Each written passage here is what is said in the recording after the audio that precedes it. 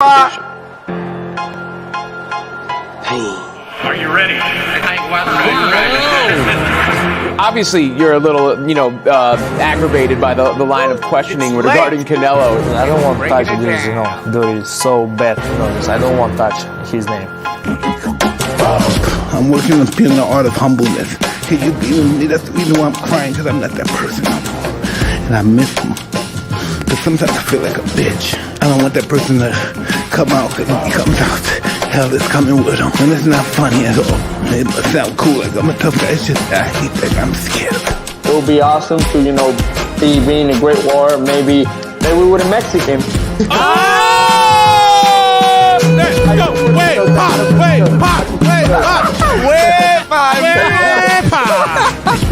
I have to put the joke. No, hey, thank you. Perfect for playing, man. I appreciate you. Good timing, man. Can't put predictions, man, but I definitely don't want to leave it to the judges.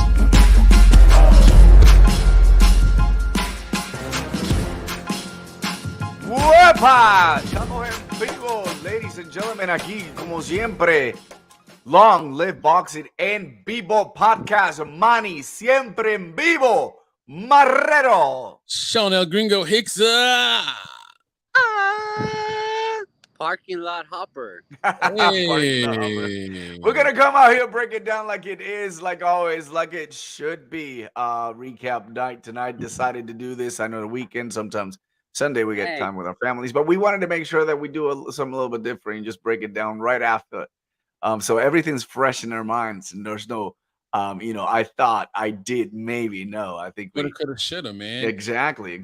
So here we are, buddy Hoppy today. Hopper, thank you so much, man, for being here. Lots of love for your wife. Hope everything turns out great, man. So the only thing that we like more than allergy hopper is parking lot hopper, parking lot pimping. But look at him; he's got his jetty there, and he know what it is. Carnal. Salud. All right, so while we're here today, let's get into it. None to it but to do it. But we are going to have potentially a recap show, but we want to have a special instant reaction show, and we want to give our instant reaction. So instantly, let's get right to it. Instantly. It was the card of the weekend. Obviously, they had other cards going on, but for us, in our show, in our audience, in our panel, my brothers and I, this is right up our alley. The card they had in Kissimmee that our brother Manny went to was one of our favorites. A lot of the fighters that we've been following, supporting. Unfortunately, Xander couldn't be a part of this card, but it saw to be a potentially exciting card, and for whatever reason, was it as good? We'll talk about. Manny, what's your thought? Hold back, man. No hesitate. Stay with your chest, Gringo. The chest. First of all, shout out, man. I think the Mexicans and the Puerto Ricans really give us a lot of excitement. Cards, especially when it comes to Cinco de Mayo, we get that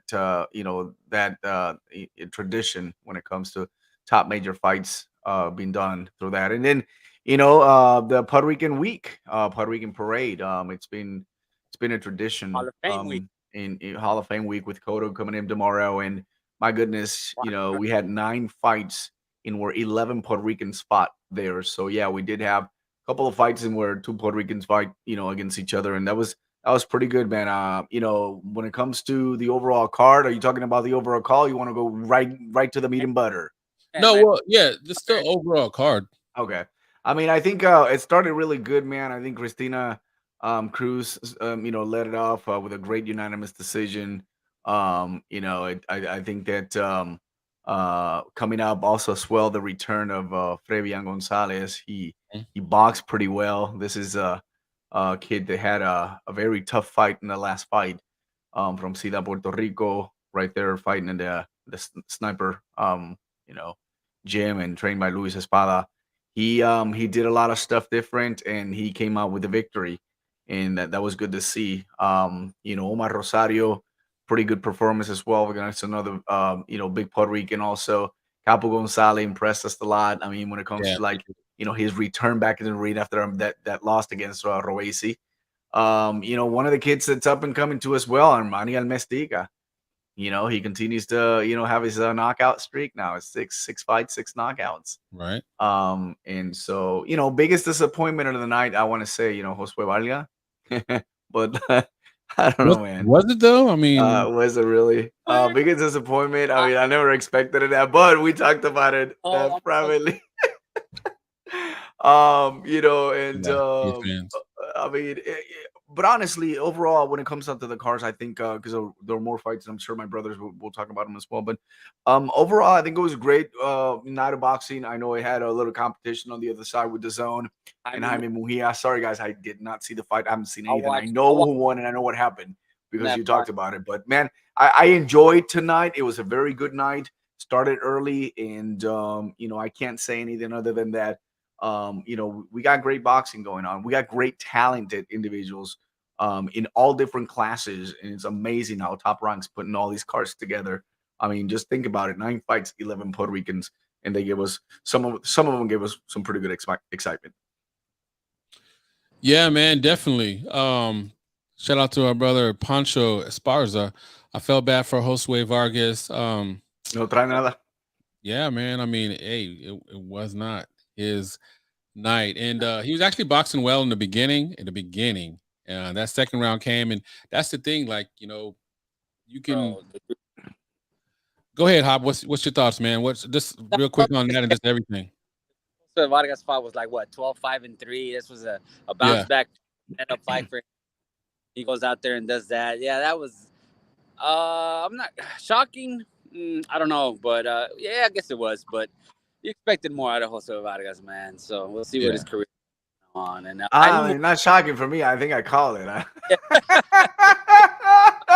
Hey, but yeah, the Jaime Munguia. I watched a few fights of that Jaime Munguia fight.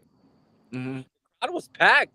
I had a buddy there. Shout out to you, Dwight Kinsey, who was he was there at the fights, and he said it was loud. It was crowded. Munguia has fans, so that's probably why he's protected in the witness protection program with Golden Boy. Witness protection program. I love that one. Yeah, I mean, we were kind of joking and saying he might be the new. Packed over there in the Madison Square Garden too at the Hulu Theater. So, good night of boxing. You know, the fans showed out. Yeah, the good thing is I'll have tomorrow. You know, I'll wake up and get my coffee, and I'll probably watch the Zone card. Yeah, there's some good. Duarte, man, that boy. Really, he did. Yeah, I had no idea, dude. I didn't. Like I said, my focus was like, Puerto Rican week. Nothing wrong with the Zone and Jaime Mujia. I like Jaime Mujia. We talked about him here in one of the most frustrating careers. I'm hoping that this win will elevate him to finally get that you know. And you talked about it. He called Charlotte, right? Yeah, he told him. He said it in Spanish. He goes, "Ojalá Charlo encuentre sus huevitos." Que me peleé. So he called. You know, Charlo's gonna respond. He's not one to stay quiet. So we'll see. Pero vamos a ver. I mean, I'm hoping, bro, porque ahora mismo. I mean, let's talk about Berlanga, though. Come on, that's why we're here, right? Let's go. Yeah, let's go ahead and get to it. So we got a comment here from Ringside Global. Berlanga looked awful and tried biting, shaking my head with the sad face emoji, hand over the face. That's for sure. That's something. Hey, you can't put that on the corner. You can't put that on no one. That was not in the playbook. that was not practiced in Puerto Rico, man. That was like a Tyson taking a bite out of the crime, you know? Yeah, I mean, so clearly he was frustrated at that point. You know, those things he was trying to do that he couldn't do. So let's go ahead with the good, bad, and ugly. So we talked about the biting. You know, the good, he won. He's still undefeated. But let's talk about what it looked like, starting with Hopper, because he did so much to be on the show today. Hopper, what's your takeaway? What's your thoughts, man? Look, man, look. I'm trying to be polite. I'm trying to be kind to Edgar Berlanga, but I'm gonna just say this: to all my Puerto Rican brothers, put your eggs in Xander Zaya's basket, man. The Edgar Berlanga, man. This was a very underwhelming performance by Edgar Berlanga. I thought he was. He looked tired early on. There was very little punches thrown. I didn't see a double jab from him until like the 9th round, I think. 9th or 10th round it was. There was no 1-2 combination punches. Nothing came off the jab. It was just a pity-pat jab. He would throw the jab going backwards. constantly fighting off his back foot, and being tagged very easily. Very, very underwhelming performance. How the judges saw it 9-1, 9-1, 8-2. That's, I mean, it's not shocking. We know why they saw it that like that. But Right. Edgar, I was hoping for him to shut me up, to say, I called him the hype job in our show on Thursday, and he did nothing to change my mind out of it, man. It's this performance was very underwhelming. I'll just say that and be it politely. I was hoping to see a little more head movement, a little more combination punches, a little better stamina from Edgar. No, I didn't. I saw just it was frustrating for sure to watch Edgar Berlanga go out there and then trying to bite him. Come on, bro. Like, what are you doing? It's it was frustrating to watch him fight the way he did. And Angulo looked fresh the whole fight. Like, he kept coming at him the whole fight, and he was there to get knocked out with some of the openings that he was leaving. And Edgar just didn't capitalize. Didn't have the energy to do it. Didn't have the ring IQ to do it. And it was an underwhelming performance by Edgar Berlanga, to say the least. I'll just put it like that. No, that's fair, man. Definitely. Oh, look like they're looking for Hopper. Choppers. The ghetto birds are out. Oh, you can hear that? That's yeah, man. I know that sound. All right. Same. I was hoping Edgar would prove me wrong. That was the thing, man. I was hoping too. I know he changed from Rozier to De La Cruz, right? That's the new. No, Juan de Leon. De Leon.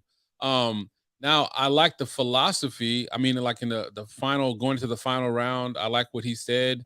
And I actually did like some of the things, probably different from my brother Hopper. Like, I saw some things that were different that I can appreciate, that shows that there's some skills there. But as far as like the execution, like, so I think there was a good game plan, but the punch output was just not there. And he's too young to be getting gassed out like that. And then they're setting things up like Top Rank really is setting him up. It's like the last 3 opponents are ones tailor-made for him to look good against. Well, great, actually.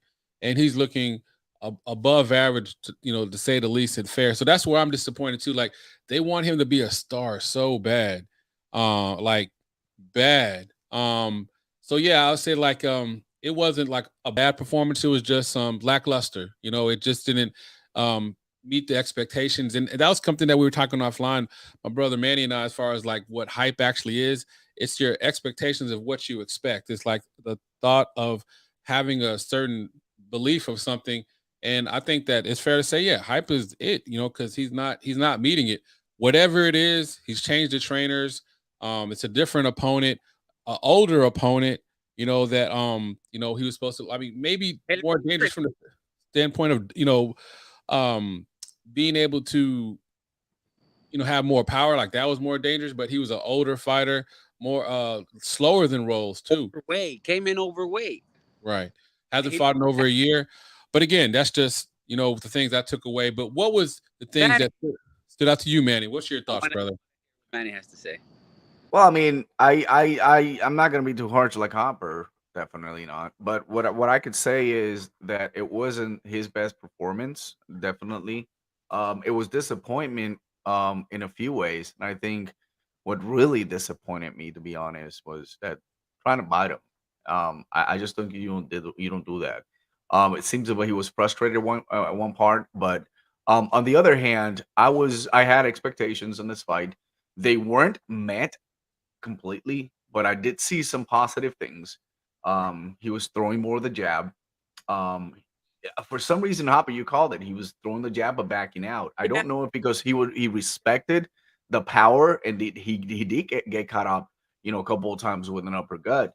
And I think one of them was what busted, his mouth or his nose or whatever. But what I did like in the first, and this is why I had it 3-1 on the fourth after the fourth round, is because the first 3 rounds he boxed it beautifully.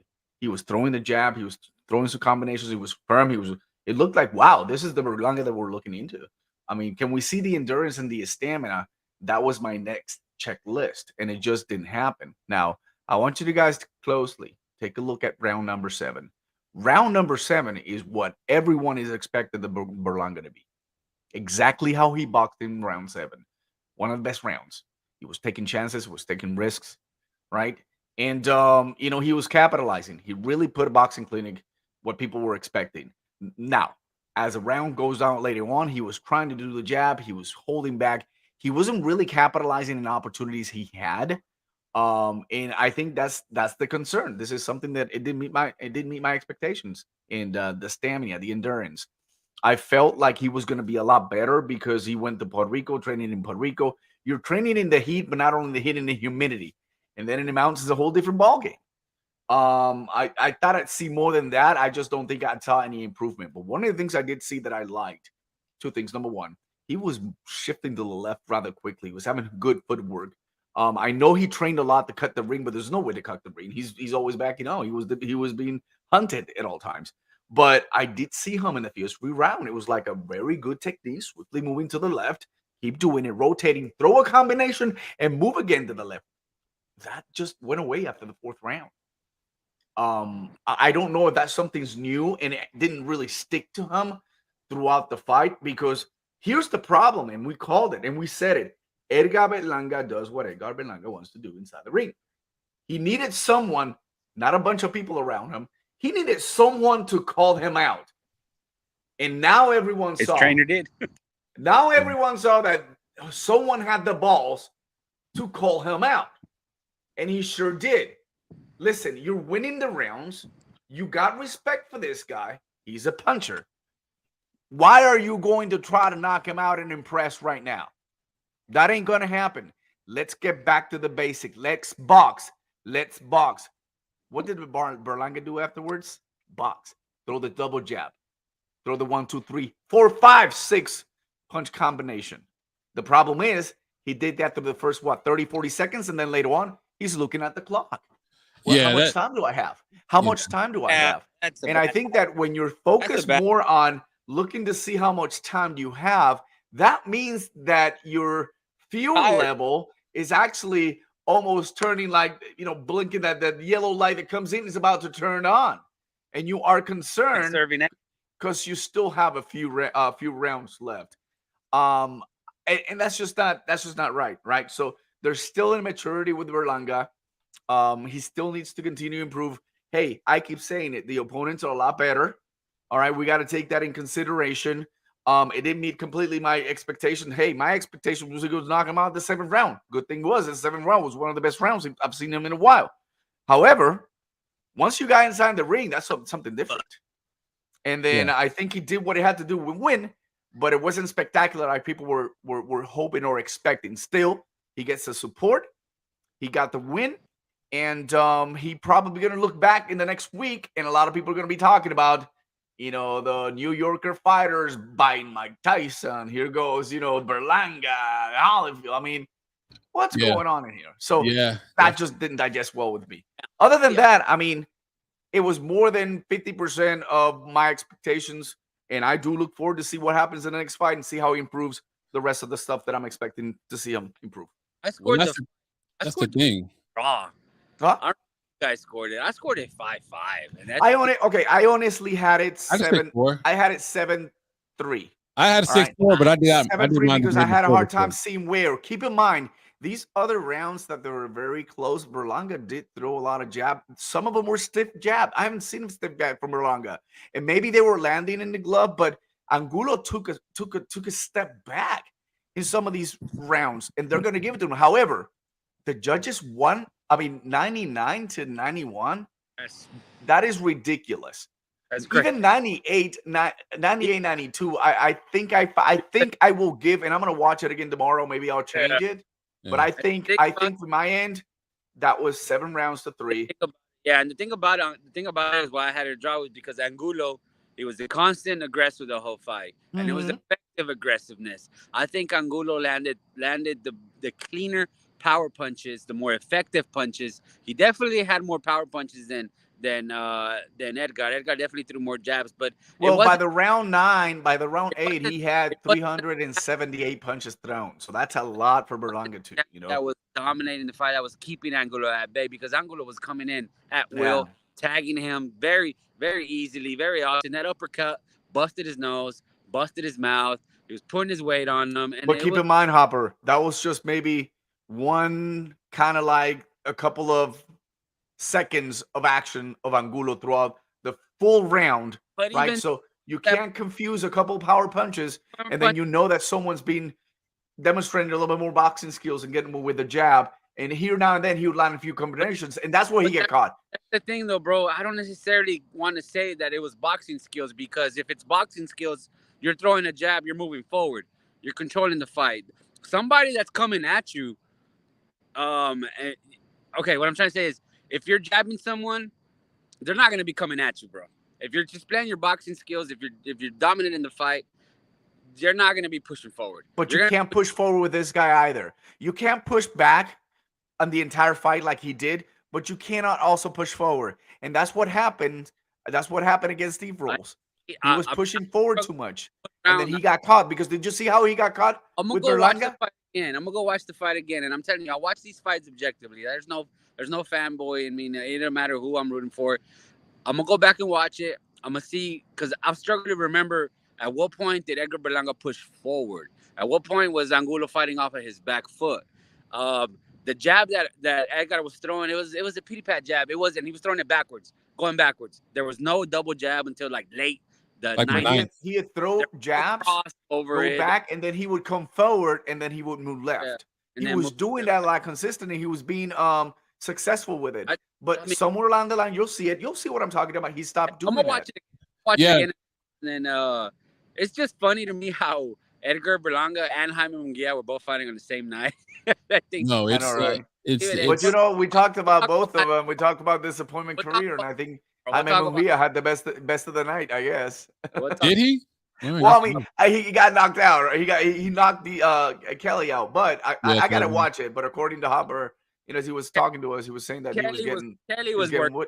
In terms of Munguia was struggling to land. Munguia was frustrated. Kelly's footwork and elusiveness was giving Munguia fits. We can talk about it more in depth tomorrow. Oh yeah, no, definitely. So let me get to these comments, because you know I don't want my brother out there. He's in the parking lot. It is Dallas, guys.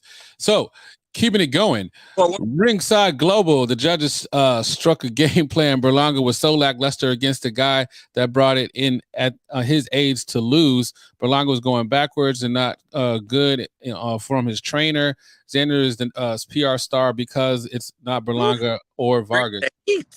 Man. Neither are. All right, so Danny, PR78, always tuning in. Much love, brother. Berlanga needs a lot of work. Not ready for the world-class level anytime soon. Right. Definitely agree. Another one from Ringside Global. I like the Saturday night show. My boy Steven. Yeah. What up, Thank Steve? you so much. G Funky in the house. A win is a win. A win is a win. Hey, winner, chicken dinner, man. I actually had chicken today. You're actually more excited than I am, G Funky. But I like it. Berlanga couldn't knock him out like Mike Tyson used to knock people out. So he decided to buy him. Mike Tyson's a heavyweight. I like Berlanga, but he still got work to do. Can't wait for Better B versus Smith. I'm with you on that. Fuego. D-Style says that was a weak ass win. Damn, man. Ouch. Man, that hurt. I lost track where I was. All right, so hey, appreciate it. He says that you brothers are invited to Aftermath on Monday. Appreciate it, brother. We'll definitely let you know. Talk about Nick had it 7-3 or 6-4 in my opinion. I'm thinking for Berlanga. I'm not sure. Chino, thank you. Chino 160. Another fight he gains his good experience. I didn't expect him to box like he did. All right, so D-Style had it as a draw. Damn, those Coors Light are affecting you, D-Style? Oh man, don't listen to him, D-Style. He's a hater. Bradley. Besides, he drinks Modelo. No, he was drinking Coors Light the other day. Bradley was so excited about a guy winning with his jab last week, but he didn't keep the same energy tonight. Hold on, Gringo. No, it's not true. Those two things are night and day.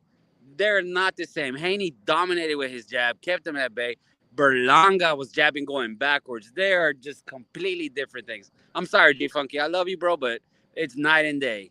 Well, it's a different type of jab because you said one's a pity pat jab and one's a different type of jab. Real jab. Okay, so fair. No. Hey, gotta respect, man. Well, I mean, Haney was coming back too when Camboso. Yeah, he would come back and he would wrap around the ring. He ran more than Berlanga. Yeah. Listen.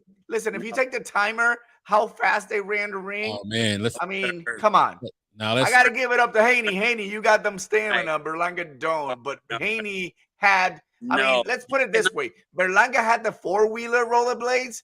and Haney had maybe the inline ones, the Go super ahead. skate Oh one. man, No, you can't compare Haney's jab to Berlanga's jab. It's two different stratospheres. It's not even close, bro. No, I'm sorry, G Funky and Manny. I know you. No, it's not even close, bro. man. Okay. Ringside Global says letting a 39-year-old walk you down all night wasn't good look. Damn, brother. 38, by the way, that he's still maintaining himself in good shape, and he gave a lot of trouble to who? Zurdo Ramirez. You know, barely. He won 1 round against Zurdo. But it don't won matter. two, sir. It He don't won matter two. how many people do stand against Zurdo, man. Come on, Zurdo's a beast right now. And then Benavidez had to knock him out in the 10th round. So when you fight some of these guys like this, Zurdo, here it comes. Here we go. All right. So did I lose track where I was? And I did. All right. So D-Style said Berlanga did win rounds with that jab. He was horrible half the fight. Not horrible. well, brother. absolutely. I mean, I'm not saying it was the prettiest win for him. I'm saying that he still has a lot. And then so those one that who keep hyping and that's ESPN. That's Top Ranks. They want to make him a star. They want to try to get them up there and then showcase everything around him and try to overshadow. You know what I mean? Overshadow what the reality of what has happened in the past there at the Madison Square Garden and the legacy, and then he is not ready for that. It's just been given him too early, and that's the problem. I keep saying it. When you believe that, but the talent and the level you need to have to really back it up, it's still not there. Is it ever gonna be there? I don't know. I just need to see him working his behind off right now, and especially giving us some action. And hey, and I mean, just like we're saying, sometimes he looked great, sometimes he just pulled back. That's the inconsistency of this. Throw another jab, double jab, throw a cross after the jab, throw something, combination. You should tell him a 3, 4, 5. What the fuck is it? That's the biggest difference between tonight's jab and last week's jab. Haney would throw the 1-2. Haney would land with the cross. 1-2, 1-1. It was 1-2. It was constant. It was constant pressure dominating. Cabosos got nowhere near him. Angulo was landing at will, coming at him. So I'm sorry, guys. I see two totally different things than you and our buddy G Funky. No, it's all good, man. D-Style's giving you props, man. Boxing Talk, the parking lot, much dedication right there. Grinding. Yeah. D-Style. He's only here to give me some shit. That's it. That's why. Mira lo que cabrón, gacho. No, guys, check it out. They gave my wife some morphine, so she's asleep right now in the hospitals. And I just came down here. I was like, timed it perfectly, actually. Right. Morphine. So yeah, D-Style says great name show. Boxing Talk at the parking lot. There you go. That's what we got going on right here. Jeremy says Fat Joe Chain swings better. Damn, brother. Oh, that's a good one. Damn, brother. Damn. Okay, I'm way behind. Yeah, about time. Oh, about time. All right, so Tim Bradley was definitely giving Berlanga pop in the post show. Tessitore, Kriegel were arguing him over it. Tim Bradley's a guy, man. Yeah. I'll say that Tim Bradley, like during the undercard, I was actually appreciating what he was saying. He was on point. No.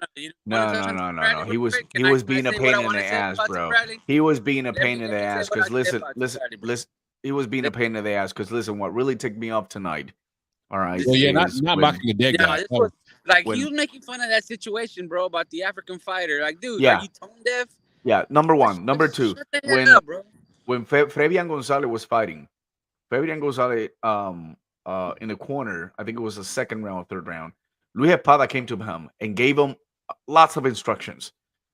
On point. These are things that most likely they have gone through over and over in training camp. I follow them very closely. I see what they're doing, their type of combinations. Every instruction he gave him at that point. From that point on, Fabian took off.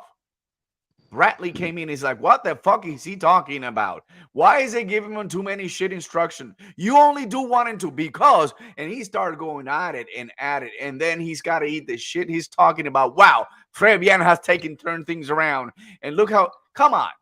I mean, and then he comes out later on and, apologizes. The only apology I'm going to say to Berlanga on the last fight is that I called him a phony chosen.